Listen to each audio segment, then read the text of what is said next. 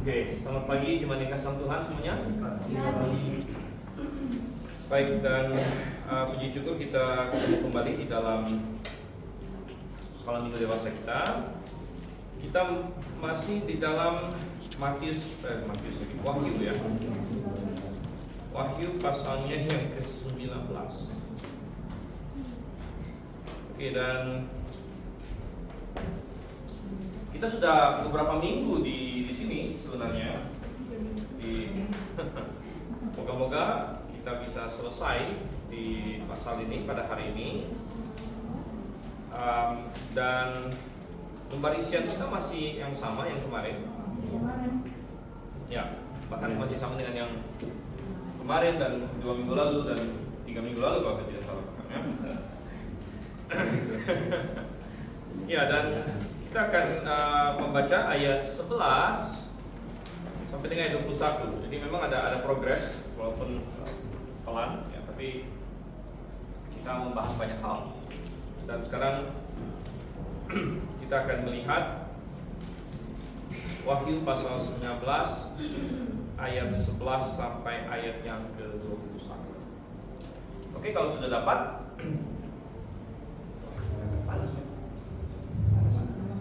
oh, ini nggak dinyalain? Oh, sengaja? Nggak bisa.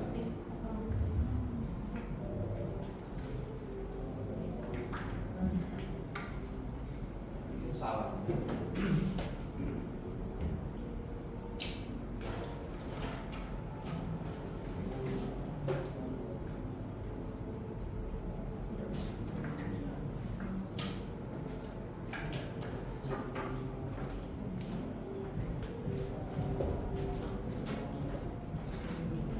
Yang enggak itu inisialnya sudah nggak ada. Tiba-tiba ke bawah. Mungkin tadi kurang dibaca sampai. Oke, baik. Jadi kita baca dulu ayat 11 sampai dengan ayat yang ke-21. Kita baca bersama, silih berganti. Kita berdoa dulu ya. Saya akan mulai. Lalu aku melihat surga terbuka.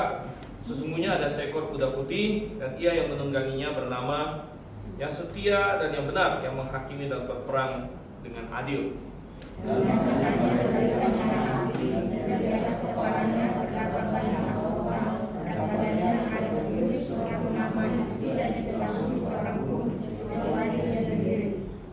Dan ia memakai jubah yang telah dicelup dalam darah, dan namanya ialah Firman Allah.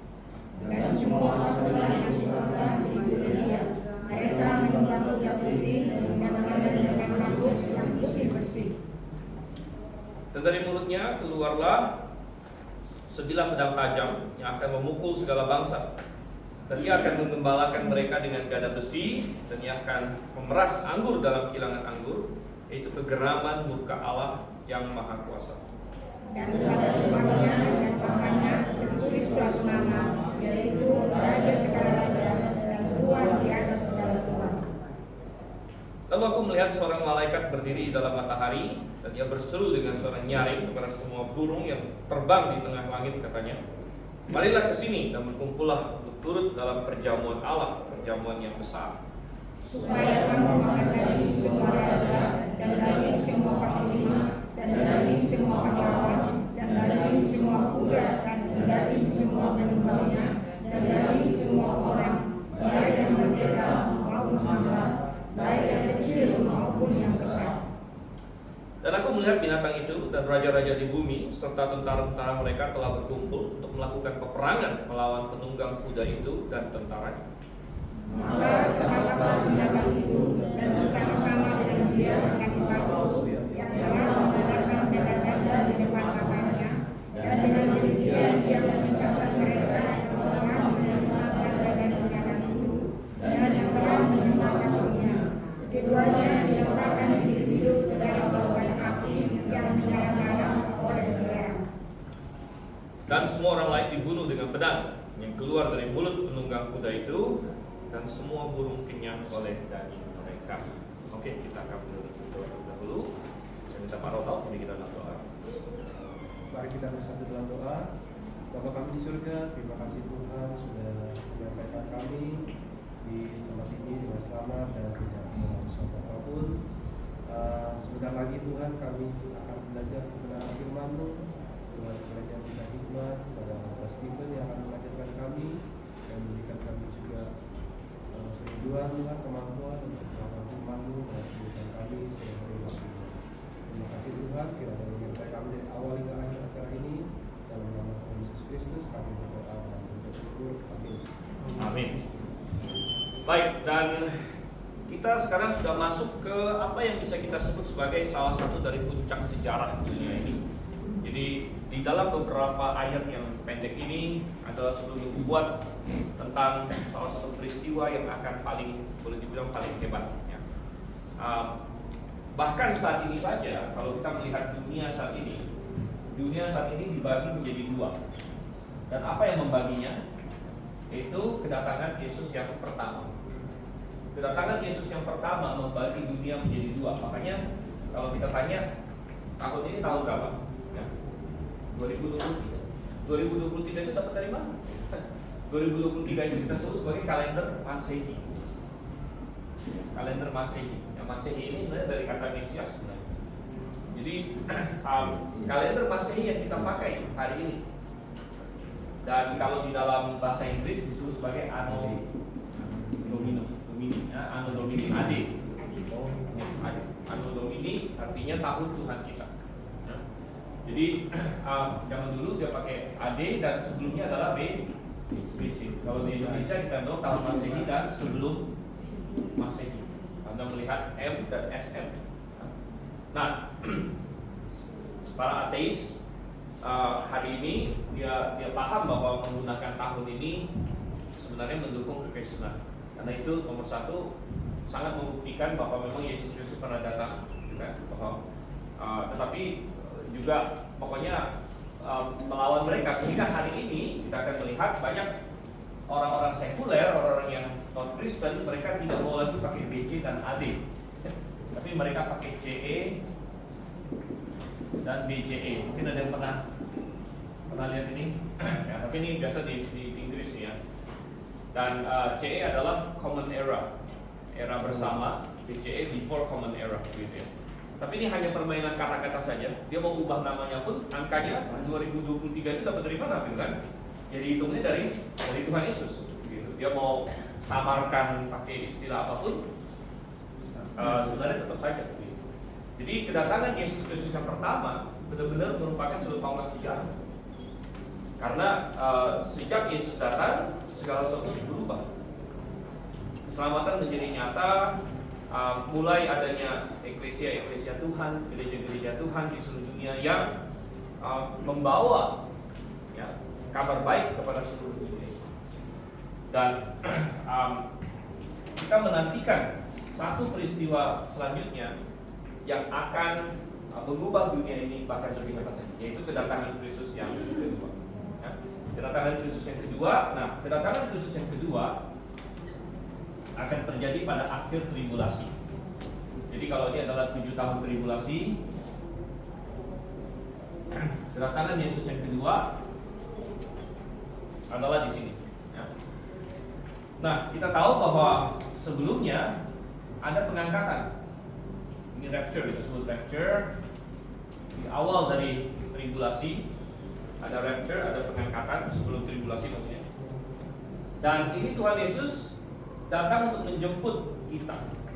Tapi Tuhan Yesus tidak sampai ke bumi. Melainkan kalau kita baca di 1 Tesalonika, Tuhan akan turun menjemput kita di angkasa. Jadi Tuhan Yesus tidak turun ke bumi secara fisik. Nah, ini berbeda dengan kedatangan pertama. Kedatangan pertama kan dia datang lahir sebagai seorang anak, lahir lewat Maria. Dia berjalan di muka bumi. Jadi kedatangannya yang kedua sebenarnya adalah yang di sini. Walaupun yang ini ya kedatangan untuk mengangkat, untuk menjemput, tapi belum benar-benar sampai ke bumi lagi. Yang benar-benar sampai ke bumi lagi adalah di akhir tribulasi. Dan itu yang digambarkan di perikop yang baru saja kita baca. Ya, dan kedatangan dia yang kedua ini akan mengubah segala sesuatu juga. Sehingga nanti kalau setelah ini manusia tidak akan hitung lagi dari sini, tapi manusia akan hitung dari sini.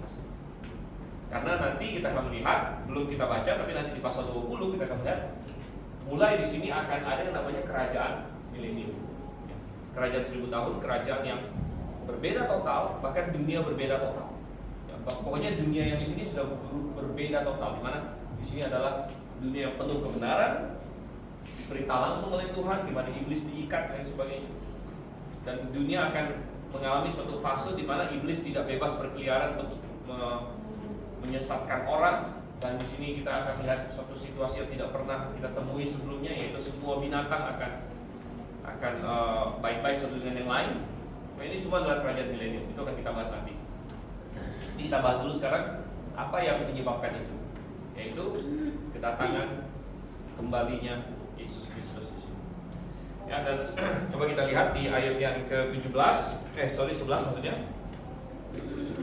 Lalu aku melihat sorga terbuka. Sorga terbuka. Ya, kata sorga di dalam bahasa asli adalah oranos, dan itu bisa berarti langit, ya, bisa berarti sorga. Nah, langit, sorga, langit terbuka katanya. Dan ini sesungguhnya ada seekor kuda putih, dan ia menungganginya bernama yang setia dan yang benar. Jadi kalau nggak salah minggu lalu saya sudah sempat ingatkan bahwa di awal tribulasi pernah ada satu orang juga datang dengan kuda putih, tapi itu bukan Kristus yang beneran. Itu adalah anti-Kristus yang meniru Kristus. Jadi anti-Kristus akan datang di awal tribulasi dengan kuda putih juga. Dia akan membuat banyak orang percaya dia adalah Kristus, dan dia akan hebat di situ dan akan menjanjikan banyak hal, tapi dia bukan Kristus. Kristus yang sejati akan datang di sini dari sorga. Dia akan datang dari sorga. Dan coba kita bandingkan dengan di Yesaya pasalnya yang ke 64. Coba kita lihat sini. Yesaya pasal yang ke-64. Kita lihat ayat 1. Sekiranya engkau mengoyakkan langit dan engkau turun. Wah, ini seperti suatu doa, suatu wish, ya, suatu harapan dari orang percaya pada zaman itu. Sekiranya engkau mengoyakkan langit dan engkau turun sehingga gunung-gunung goyang di hadapanmu. Ya, seperti api membuat ranggas menyala-nyala dan lain sebagainya. Jadi orang percaya, ya, menanti-nantikan saatnya Tuhan sendiri turun, katanya di sini. Turun. Kita bisa melihat lagi di ini, ya.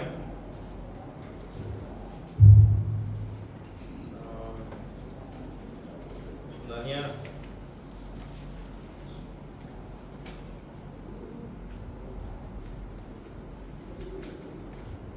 ya,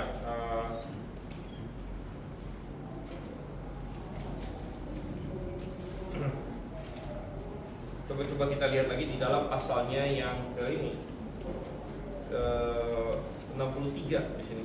Ya, Yesaya pasal yang ke-63. Dan di Yesaya pasal yang 63, nah, kita sudah membahas ini waktu kita melihat Wahyu pasal yang ke-14. Ya. Coba perhatikan ayatnya yang pertama. Siapa dia yang datang dari Edom, yang datang dari Bozra dengan baju yang merah? Dia yang bersemarak dengan pakaiannya, yang melangkah dengan kekuatannya yang besar, katanya di sini. Akulah yang menjanjikan keadilan, yang berkuasa untuk menyelamatkan. Mengapakah pakaianmu semerah itu dan bajumu seperti baju pengirik buah anggur? Kita sudah pernah bahas, ya. Pengirik buah anggur waktu itu mereka taruh anggur-anggur itu di dalam sebuah bak begitu, lalu mereka akan masuk dan injak-injak anggur itu. Sebenarnya itu cara mereka. Saya tahu ya kakinya bersih atau tidak, tapi itulah caranya, gitu ya. Mereka akan lompat ke sana, mereka injak-injak. Dan tentunya, pastinya, biasanya orang yang mengiring anggur itu bajunya akan kena buah anggur. Jadi, mengapa bajumu seperti baju pengiring buah anggur? Jadi penuh dengan merah di sini. Ayat yang ketiga, aku seorang dirilah yang melakukan pengirikan, dan dari antara umatku tidak ada yang menemani aku. Aku telah mengirik bangsa-bangsa dalam murkaku, aku telah menginjak mereka dalam kehangatan amarahku. Semburan darah mereka memercik kepada bajuku dan seluruh pakaianku telah cemar. Sebab hari pembalasan telah kurencanakan dan tahun penuntutan bela telah datang. Oke, jadi kita melihat di sini ini adalah suatu hari di mana Tuhan datang untuk membalaskan murkanya kepada bangsa-bangsa secara pribadi di sini. Dan kita kembali ke Wahyu pasal yang 19. Nanti kita akan lihat ya, baju yang merah tadi itu ada hubungannya kalau kita baca terus. Wahyu pasal 19, aku melihat surga terbuka, ayat 11, sesungguhnya ada sebuah kuda putih dan ia yang menungganginya bernama yang setia dan yang benar. Nah, jadi ini adalah titel dari Tuhan Yesus. Dia adalah yang setia dan yang benar secara absolut. Tidak ada pribadi lain yang bisa dikatakan setia dan benar secara absolut. Gitu ya. Dia adalah yang setia dan yang benar secara absolut. Segala yang dia lakukan benar, segala yang dia lakukan setia, sesuai dengan firman-nya sendiri, sesuai dengan standarnya. Ia menghakimi dan berperang dengan adil. Nah, ini sangat menarik karena kita selalu mengkontraskan antara kedatangan pertama Tuhan. Waktu Tuhan Yesus datang pertama, dia datang untuk menyelamatkan. Dia datang untuk menyelamatkan.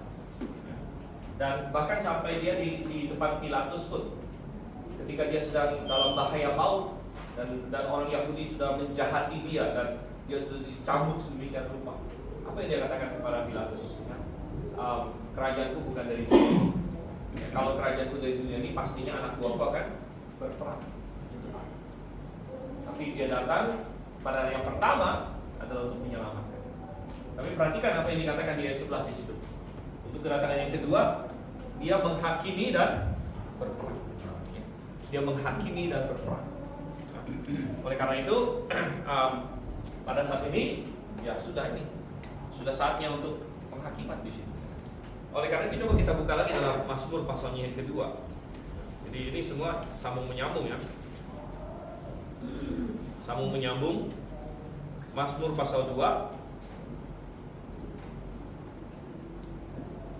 Perhatikan ayat yang ke 10, 11 dan 12. Oleh sebab itu, hai raja-raja, bertindaklah bijaksana, terimalah pengajaran, hai para hakim dunia. Beribadahlah kepada Tuhan dengan takut dan ciumlah kakinya dengan gemetar. Ya. Sebenarnya dalam bahasa saya, ciumlah sang putra, ini ya, kiss the son, ciumlah sang putra dengan gemetar, supaya ia jangan murka dan kamu binasa di jalan, semudah sekali murkanya menyala. Berbahagialah semua yang berlindung padanya. Jadi ciumlah sang putra, ciumlah kakinya kalau bahasa Indonesia. Jadi maksudnya kita menerima dia. Semua orang pasti akan berlutut di hadapan dia, itu sudah dijanjikan. Dalam Filipi dikatakan segala lidah akan mengaku, semua lutut akan berlutut. Ya, hanya saja kita mau mengaku sekarang atau berlutut sekarang dan menerima dia, atau sudah terpaksa. Sudah terpaksa di sini. Ya, ketika dia datang untuk menghakimi dan berperang. Dan bahwa diacu kepada masalah bangsa-bangsa ini signifikan karena ingat. Masih ingat yang 7 cawan itu, 7 cawan murka Allah, ya, yang kita bahas di pasal 16, ya kan? Masih hafal nggak nih? Kalau nih, ujian lagi ya. Oke, nggak usah semua lah. Yang nomor 6 apa? Sama nomor 7 deh, ya. Cawan ke-6 dan cawan ke-7. Cawan ke-7 kan itu gempa bumi hebat, kemudian hujan es yang 100 pot itu kan. Ada yang ingat nggak? Cawan ke-6 apa? Ya. Cawan ke-6 itu agak sedikit anti klimaks orang bilang karena dituangkan ke Sungai Efrat. Lalu Sungai Efrat menjadi kering katanya untuk membuka jalan bagi bangsa-bangsa. Bangsa-bangsa terutama raja-raja dari timur untuk datang berperang di Harmagedon. Ya, datang berperang di Harmagedon. Jadi intinya menjelang kedatangan di sini bangsa-bangsa sedang berkumpul di daerah Israel sana yang kalau sekarang disebut Palestina. Lagi top sekarang kan.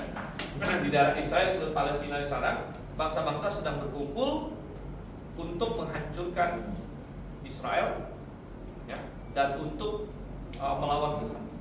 Sebenarnya bangsa-bangsa sedang melakukan itu. Ya. Bangsa-bangsa sedang melakukan itu pada saat kedatangan Tuhan di sini, ya. Dan sebenarnya dengan peristiwa yang sedang terjadi sekarang di Israel, kita bisa melihat bahwa ini bisa terjadi kapan saja. Gitu ya. Gambaran buat nanti kan ya. Ya, jadi peristiwa yang sekarang terjadi ini bisa mengantar dengan cepat menuju ke sini. Begitu. Kalau mereka sekarang Israel lagi gempur Hamas kan di Palestina sana, di jalur Gaza. Dan dari yang Netanyahu bilang kan, wah ini bisa berbulan-bulan. Ya. Nah, tapi kita nggak tahu tiba-tiba ada pemain apa lagi yang bisa masuk. Nah, Iran, Irak, Turki, orang Presiden Turki Erdogan ada bilang, wah hati-hati nanti malam-malam kami datang katanya. Mau serang katanya, mau serang Israel dan sebagainya. Dan itu yang ditakutkan oleh dunia. Ditakut oleh dunia bahwa konflik ini akan melebar sehingga banyak negara lain terlibat juga. Dan kalau banyak negara lain terlibat, jadilah perang dunia ketiga. Ya kan? Dan sekarang sentimennya ini ada yang pro Hamas, ya, ada yang pro Israel. Ya. Nah, dan kita melihat antisemitisme semakin meningkat. Nah, padahal jelas-jelas siapa yang serang duluan gitu. Tapi banyak yang justru itu yang dibela, gitu kan? Nah, Anda bisa bayangkan suasana yang anti Israel seberapa akan meningkatnya kalau sekarang saja sudah tinggi, apalagi kalau misalnya orang-orang percaya, orang-orang Kristen di seluruh dunia yang sungguh-sungguh percaya Tuhan diangkat sesudah rapture, gitu. Maka istilahnya dunia ini udah pasti 100% sudah anti Israel, gitu, ya. 100% pasti anti Israel, dan itu sesuatu yang tidak logis lagi, gitu. Tidak bisa dijelaskan dengan akal sehat. Kenapa? Ya. Melainkan memang ada sejarahnya, ada gerakan rohani yang iblis di baliknya. Tapi pada saat Tuhan Yesus turun, ya, sebagaimana digambarkan di sini, bangsa-bangsa sedang berkumpul di daerah Israel sana. Markasnya Antikristus ada di Megiddo, Bukit Megiddo, makanya peperangannya namanya peperangan Harmagedon. Ya. Nah, coba kita lihat lagi ayat yang ke-12. Kita baca di sini ya. Jadi kita pertama digambarkan pribadi Yesusnya. Dan ini sangat menarik adalah ini adalah peperangan sekaligus pernikahan dia, ingat nggak? Minggu sebelumnya kita berkata bahwa ini adalah pernikahan dia juga, begitu ya. Jadi dia datang sebagai raja, tapi sebagai panglima perang. Nah, kalau yang ikut kebaktian malam minggu lalu, kebetulan saya khotbah dari Mazmur pasal 45. Dan di situ berbicara mengenai pernikahan. Coba kita lihat sedikit deh, ya. Mazmur pasal 45. Dan judulnya adalah nyanyian waktu pernikahan raja. Dan ini mungkin bicara soal Raja Salomo, tapi itu hanyalah tipologi. Artinya ini benar-benar akan digenapi oleh Yesus Kristus. Dan jadi si raja ini pada hari pernikahan dia, tapi perhatikan kok hari pernikahan, ayat yang keempat apa? Ikatlah pedangmu pada pinggang, hai pahlawan, dalam keagunganmu dan semarakmu. Dalam semarakmu itu majulah demi kebenaran, beri kemanusiaan keadilan. Biarlah tangan kananmu mengajarkan kau perbuatan-perbuatan yang dahsyat. Anak-anak panahmu tajam menembus jantung musuh raja. Bangsa-bangsa jatuh di bawah kakimu. Jadi pada hari pernikahannya dia digambarkan sebagai seorang pahlawan dengan membawa pedang juga. Dan ini kembali ke Wahyu pasal 19 adalah gambaran dari Yesus Kristus. Jadi dia sudah digambarkan sebagai mempelai laki-laki, kemudian dia digambarkan di sini sebagai juru selamat Tuhan. Di ayat 12, matanya bagaikan nyala api. Ini cocok dengan di pasal 1, Wahyu pasal 1. Di mana Tuhan Yesus digambarkan matanya bagaikan nyala api. Di atas kepalanya terdapat banyak mahkota. Ya, ini adalah mahkota pemenang.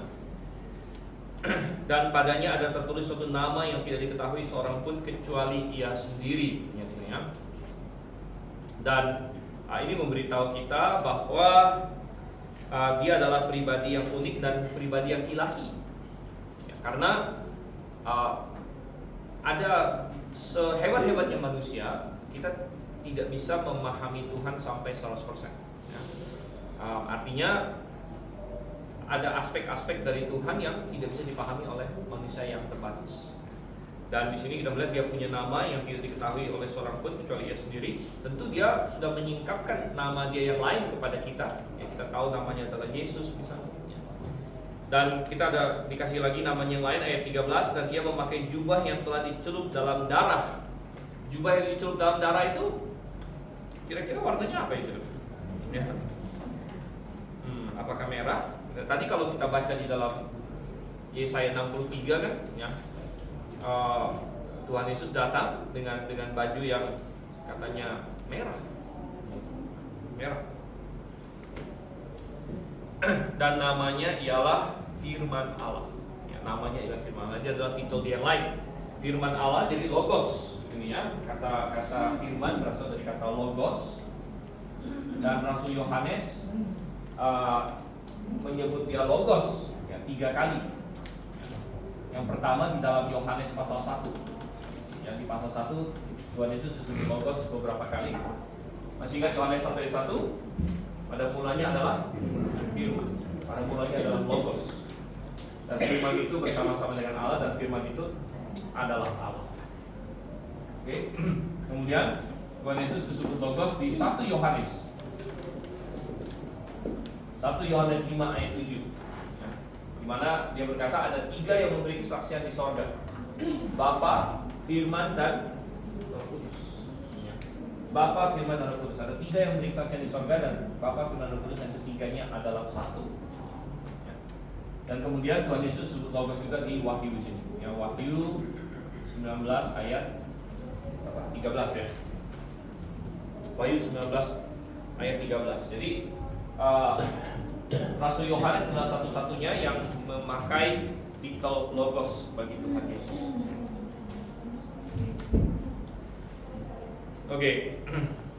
Kemudian ayatnya yang ke-14 di sini ya. Dan semua pasukan yang di sorga mengikuti dia. Mereka menunggang kuda putih dan memakai lenan halus yang putih bersih. Jadi ini siapa ini? Semua pasukan yang sorga mengikuti dia, yaitu kita yang sudah di-rapture. Kita yang sudah di-rapture 7 tahun sebelumnya sudah diangkat. Maka pada saat kedatangannya yang kedua, ketika Tuhan Yesus turun, kita akan ikut turun bersama dia. Dan ini disebut sebagai pasukan di sorga. Mereka menunggang kuda putih. Bagi Anda yang belum pernah coba tunggang kuda hari ini, jangan khawatir, ya suatu hari Anda akan menunggang kuda. Saya pernah sih, tapi sebentar doang, kayak di puncak begitu, sehingga saya kayak kita bayar berapa terus itu nggak berasa kayak tunggang kuda, itu kayak dituntun aja gitu kan, apa itu main-main aja itu. Ya. Jadi kita disuruh nunggang kuda sebentar, ya terus kudanya diajak jalan sama orangnya, gitu kan. Tentu. Ya, sekarang bukan zamannya nunggang kuda lagi, begitu ya. Orang yang punya kuda nunggang kuda itu yang mungkin yang ini ya, yang olahraga berkuda dan sebagainya. Ya, tapi suatu hari kita akan menunggang kuda putih di sini. Dan memakai lenan halus yang putih bersih. Jadi kalau kita balik lagi ke ayatnya yang ke-8, gitu kan? Di Wahyu 19 ayat yang ke-8, ini adalah mempelai perempuan Yesus Kristus. Ini adalah kita orang percaya PB, karena di 19 ayat 8 kepada mempelai perempuan itu dikaruniakan supaya memakai kain lenan halus yang berkilau-kilauan dan yang putih bersih. Lenan halus itu adalah perbuatan-perbuatan yang benar dari orang-orang kudus. Ya. Nah, jadi ini adalah si mempelai pria dengan mempelai perempuan mengikutinya. Mereka datang menampakkan diri kepada dunia, sekaligus mempelai, sekaligus hakim, sekaligus berperang. Oke, lanjut lagi di ayatnya yang ke-15 di sini ya. Ayat yang ke-15, dan dari mulutnya keluarlah sebilah pedang tajam yang akan memukul segala bangsa. Oke, memukul segala bangsa. Dan ia akan menggembalakan mereka dengan gada besi, dan ia akan memeras anggur dalam kilangan anggur, yaitu kegeraman murka Allah yang maha kuasa. dan pada jubahnya dan pahanya tertulis satu nama, yaitu Raja segala raja dan Tuhan di atas segala Tuhan. Oke, jadi menarik sekali. Senjata apa yang Tuhan akan pakai di sini? Ya. Rupanya senjatanya berupa sebuah pedang tajam. Ya, dan pedang ini dari bahasa ini romphaya di sini ya. Jadi di dalam Alkitab ada dua jenis pedang yang disebut, yaitu Makaira, kemudian ada romphaya. Ya. Nah, Makaira adalah pedang yang agak tipis tapi tajam. Nah, ini yang kalau ya pedang bermata dua, itu yang di kitab Ibrani dikatakan firman Tuhan itu lebih tajam daripada pedang bermata dua. Di situ dia memakai kata Makaira. Ya. Jadi mampu untuk menusuk dan memisahkan antara sumsum dan tulang. Di situ ya, membedakan jiwa dan roh, sumsum dan tulang. Tapi kemudian ada pedang romphaya. Romphaya itu pedang yang lebih besar ya. Dan itu memang tujuannya untuk membabat dan menghancurkan ya. Dan dari mulutnya keluarlah sebilah pedang tajam yang akan memukul segala bangsa. Dan menarik sekali bahwa ini keluar dari mulut Tuhan ya. Keluar dari mulut Tuhan. Biasanya apa yang keluar dari mulut kita ya? Kata-kata kan, firman ini ya. Biasanya yang keluar dari mulut seseorang adalah kata-kata atau firman. Dan di sini pedang keluar dari mulut Tuhan. Dan kita masih ingat ya bahwa dalam perlengkapan senjata orang Kristen, pedang roh itu apa? Ya. Kan ada ketomong keselamatan, ya kan? Ada baju zirah keadilan. Kemudian pedang roh itu adalah firman. Jadi firman Tuhan memang sudah diibaratkan dengan pedang roh di sini. Ya. Makanya kita buletin kita namanya buletin pedang roh. Gitu kan? Jadi firman Tuhan disebut pedang. Kemudian ada pedang yang keluar dari mulut Tuhan di sini. Dan coba kita buka lagi di dalam 2 Tesalonika. 2 Tesalonika pasal 2.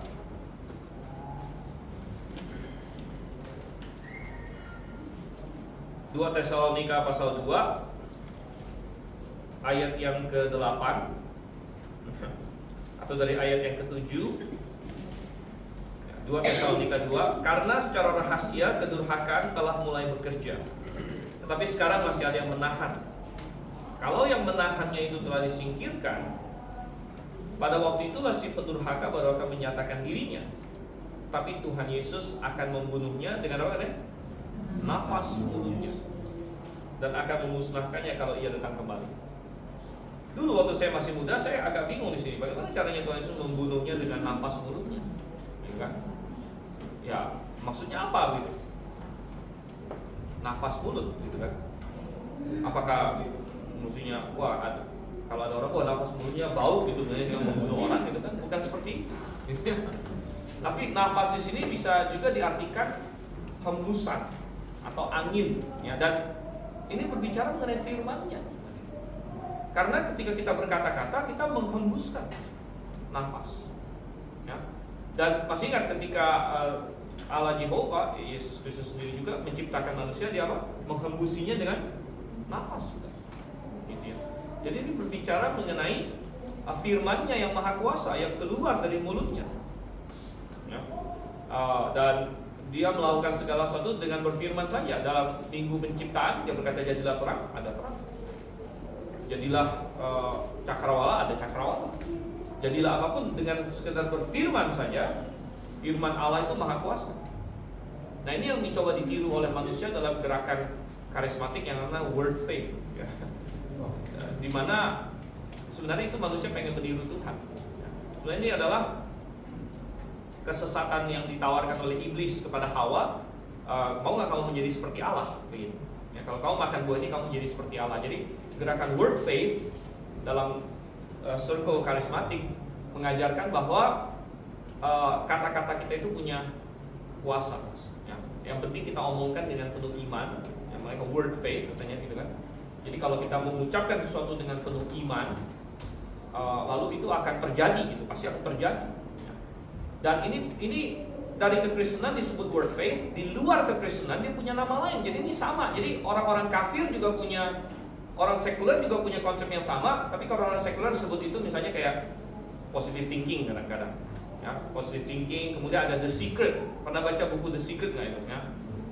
Di mana dia berkata bahwa alam semesta ini akan membantu kita asal kita inilah, pokoknya kita positif dan kita mengucapkannya segala macam.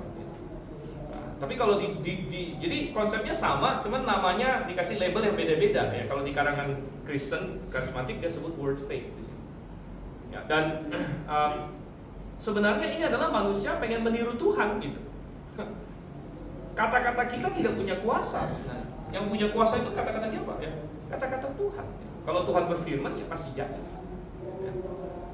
Nah, tentu kita sebagai anak Tuhan kita bisa minta sama Tuhan, tapi ya kita meminta itu dengan iman dan dengan penyerahan diri, bukan kayak kita kita yang punya kuasa dan kita memerintah alam semesta ini. Ya, tidak demikian. Nah, kembali ke Wahyu pasal 19. Jadi firman Tuhan penuh dengan kuasa dan itu seperti pedang, ya, seperti pedang yang keluar dari mulutnya memukul segala bangsa. Ya, jadi dia akan menghancurkan semua pasukan antikristus yang sudah berkumpul. Nah, ini sudah dinubuatkan juga di dalam Perjanjian Lama. Ya, coba kita buka di dalam Zakaria. Zakaria pasal 14. Dan kita akan lihat di sini. Zakaria pasal 14 ayat 1. Sesungguhnya akan datang hari yang ditetapkan Tuhan, maka jarahan yang dirampas daripadamu akan dibagi-bagi di tengahmu. Perhatikan ayat 2. Aku akan mengumpulkan segala bangsa untuk memerangi Yerusalem. Kota itu akan direbut, rumah-rumah akan dirampoki, dan perempuan-perempuan akan ditiduri. Setengah dari penduduk kota itu harus pergi ke dalam pembuangan, tapi selebihnya dari bangsa itu tidak akan dilenyapkan dari kota itu. Wow, ini luar biasa sekali. Aku akan mengumpulkan segala bangsa untuk memerangi Yerusalem. Nah, ini akan digenapi pada Harmagedon tadi itu.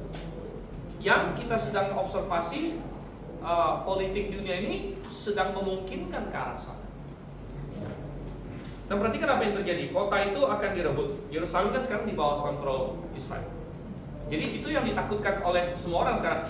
Konflik di Gaza akan meluas sehingga semua Israel kena begitu. Dan Gaza itu cuma satu pojok gitu kan. Jadi kalau misalnya sampai Iran datang, Irak datang, Turki datang, Arab Saudi, Jordan, Mesir segala macam semua datang, semua Israel akan perang di situ. Dan fokus ada pada Yerusalem.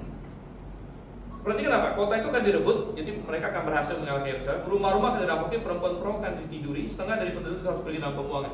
Kita sudah mendapatkan sedikit dari ini dengan apa yang dilakukan Hamas tanggal 7 Oktober itu. Mereka datang ke kibuts-kibuts Yahudi, ya kan? Merampoki rumah mereka, memperkosa perempuan-perempuan di sana, mengambil 200-an sandera yang berarti masuk dalam pembuangan kan? Diculik orangnya, dibawa ke Gaza. Jadi, dan ini akan terjadi dalam skala yang jauh lebih parah lagi di dalam masa tribulasi. Jadi ini semua dibuatkan di sini. Nah. Tapi kemudian ayat yang ketiga, ini cocok dengan apa yang di dalam Wahyu pasal 19 ini. Kemudian Tuhan akan maju berperang melawan bangsa-bangsa itu, seperti ia berperang pada hari pertempuran. Tuhan akan maju berperang. Nah, ini yang dinubuatkan di Wahyu 19. Sorga akan terbuka. Tuhan akan turun bersama dengan pasukan sorga, yaitu kita yang sudah di rapture. Dan dari mulutnya akan keluar pedang untuk memukul bangsa-bangsa. Nah, perhatikan ayat yang keempat. Masih Zakaria 14:4. Pada waktu itu kakinya akan berjejak di atas bukit Zaitun yang terletak di depan Yerusalem. Dan waktu Tuhan Yesus naik ke sorga, dari mana waktu itu? Dari bukit Zaitun, ya kan? Di Kisah Rasul 1, Tuhan Yesus naik ke sorga dari bukit Zaitun. Dan waktu murid-muridnya melongo, Tuhan bilang, malaikat bilang seperti dia naik, demikianlah dia akan turun kembali. Jadi Tuhan Yesus akan mendarat lagi di bukit Zaitun. dan dia akan mengalahkan pasukan antikristus. Coba kita balik lagi ke Wahyu pasal 19. Balik lagi ke Wahyu pasal 19. Di sini dikatakan ya, dia akan memukul segala bangsa. Dia akan menggembalakan mereka dengan gada besi. Jadi sesudah dia kalahkan bangsa-bangsa dan semua yang tidak beriman dia hancurkan, kemudian yang mau percaya padanya akan masuk ke dalam kerajaan 1000 tahun dan akan digembalakan dengan gada besi di situ. Dan ia akan memeras anggur dalam kilangan anggur, yaitu kegeraman berkala di sini ya. Oke, 16. Pada jubahnya dan pahanya tertulis satu nama, Raja segala raja dan Tuan di atas segala tuan. Oke, ayat yang ke-17 sekarang. Lalu aku melihat seorang malaikat berdiri di dalam matahari, dan ia berseru dengan suara nyaring kepada semua burung yang terbang di tengah langit. Tanya, marilah ke sini berkumpulan untuk turut dalam perjamuan Allah, perjamuan yang besar. Jadi sebelum kita masuk ke dalam kerajaan 1000 tahun yang adalah perjamuan nikah anak domba, yang pertama dikasih jamuan dulu adalah burung-burung. Jadi maksudnya ini adalah mereka berjamu di atas orang-orang yang mati, mayat-mayat. Yang 18, supaya kamu makan daging semua raja, dan daging semua panglima, dan daging semua pahlawan, dan daging semua kuda, dan daging semua penunggangnya, dan daging semua orang, baik yang merdeka maupun hamba, baik yang kecil maupun yang besar. Jadi di situ akan terjadi ya kematian yang begitu banyak. Nah, dan aku melihat binatang itu. Siapa yang dimaksud dengan binatang itu? Dia adalah antikristus. Ingat nggak binatang itu? Yang di pasal 13 ya. Binatang itu antikristus. Dan raja-raja di bumi serta tentara-tentara mereka telah berkumpul untuk melakukan peperangan melawan penunggang kuda itu tentaranya. Jadi mereka berkumpul di Harmageddon di sini. Dan betapa kesombongan manusia berpikir bahwa dia bisa menang melawan Tuhan. Sebenarnya tidak peduli berapa banyak pun orang yang kamu kumpulkan, tidak mungkin kamu menang melawan Tuhan. 20, maka tertangkaplah binatang itu dan bersama-sama dengan dia nabi palsu. Jadi binatang itu kan binatang yang keluar dari laut, itu adalah si antikristus.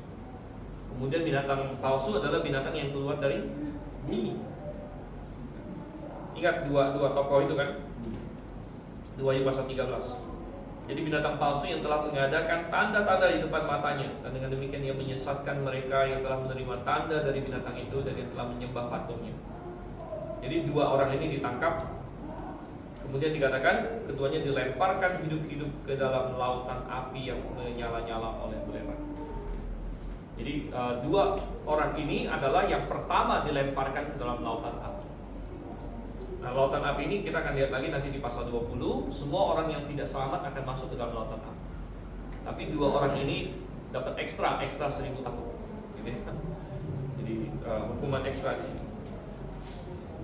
Ayat 21, dan semua orang lain dibunuh dengan pedang yang keluar dari mulut penunggang kuda itu, dan semua burung kenyang oleh daging mereka.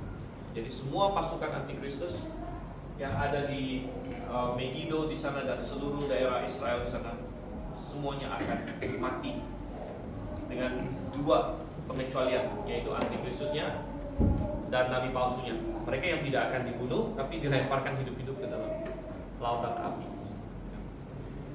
Oke, jadi ini adalah peristiwa yang akan terjadi, sudah dinubuatkan. Ya.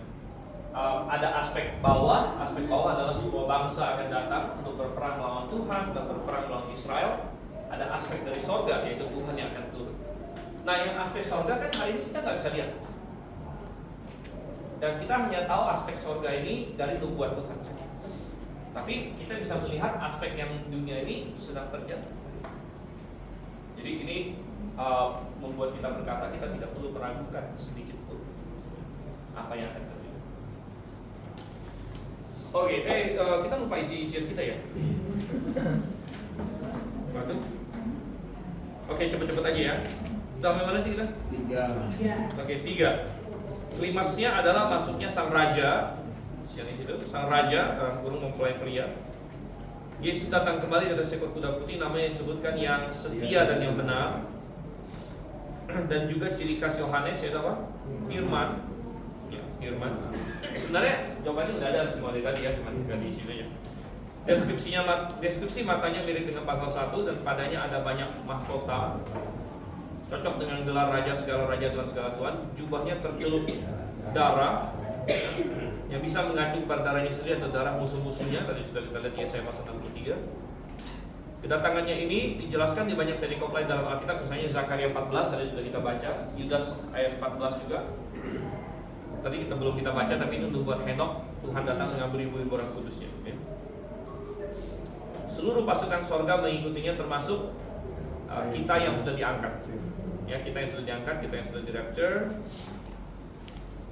C, ia akan memukul semua pasukan yang telah berkumpul untuk menentang Tuhan dengan nafas mulutnya atau firmannya, ya, dengan firmannya, ya, dengan ya, keluar dari mulutnya.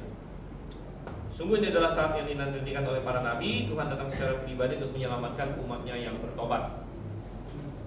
Keempat, efek dari kedatangan Tuhan ke bumi adalah dihancurkan pasukan multinasional yang dipimpin oleh antikristus. Jadi mereka semua akan terpukul mati dan menjadi makanan bagi burung-burung. Antikristus dan nabi palsu akan ditangkap dan dilemparkan ke dalam lautan api. Ya, mereka adalah manusia pertama yang masuk ke situ. Manusia-manusia lain baru akan masuk 1000 tahun. Sedikit. Ya. Nanti kan Israel dikeroyok bangsa, tapi dia menang. Dia yang backup itu manifestasinya siapa? Kan Tuhan kan tidak teokrasi lagi kan? Gimana? Israel kan dikeroyok. Kemudian dia menang. Dia akan kalah dulu. Iya kalah, tapi akhirnya dia berseru pada Tuhan. Ya. Yang nolong tuh manifestasinya siapa? Yang kalau yang terakhir di sini ada Tuhan Yesus sendiri. Jadi nggak melalui Amerika atau Enggak. Dia teokrasi langsung. Ya, Amerika kan sekarang lagi tolong Israel. Tapi bayangkan kalau misalnya sudah pengangkatan, sehingga orang percaya di Amerika pun nggak ada lagi. Ya, Amerika tidak akan pro Israel lagi setelah rapture. Ya, Amerika tidak akan pro Israel lagi setelah rapture. Karena di sini kan banyak. Ya. Berarti pada akhirnya nanti Israel akan mempercayai Tuhan sebagai juru selamatnya ya. Akan. Kan sekarang kan masih belum percaya Ya. Lalu Tuhan turun ya, Ya. menyelamatkan. Akan. Ya. Itu sudah dinubuatkan bahwa suatu hari nanti Israel akan berbalik kepada Tuhan. Ya, dan itulah Tuhan akan menyelamatkan mereka. Pak, kalau gada besi maksudnya apa tuh Pak? Apa? Pemerintah dengan gada besi. Ya, pemerintah dengan gada besi maksudnya pemerintah dengan keras. Ya. Dan maksudnya kalau dia bersalah langsung dihukum dengan ketat dan keras. Ya. Ya. Oke, kita akan berdoa. Kita akan bergabung dengan jemaat yang lain. Ya. Oke, saya minta Saudara Fatih ini kita dalam doa. Saudara-saudara, Bapak di surga, terima kasih pada pagi hari ini.